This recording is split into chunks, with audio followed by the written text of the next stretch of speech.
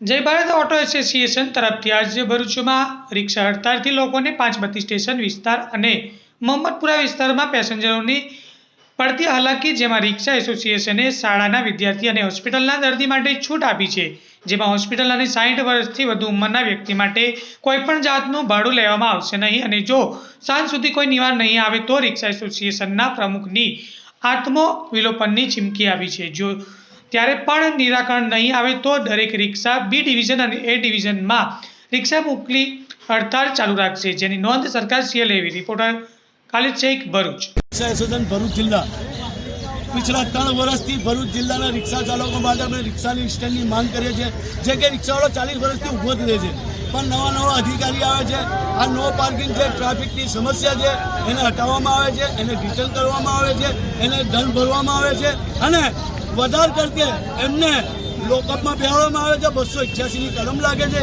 એ ગેરકાયદેસર છે, રિક્ષા ચાલક ઉપર ગરીબ માણસ છે, એ જશે કઈ। આજે તંત્ર અમને સ્ટેન્ડ આપી દે તો ભરૂચની સમસ્યા નીકળી જાય, પણ તંત્ર જાગતું નથી। તંત્રને અમે ઘણી વાર રજૂઆત કરી, કલેક્ટર સાહેબને મળ્યા, પણ કલેક્ટર સાહેબ આજ સુધી સંતોષકારી જવાબ ના આપ્યો, એટલા માટે આજે ભરૂચ જિલ્લાના 15,000 રિક્ષા થમી ગયા।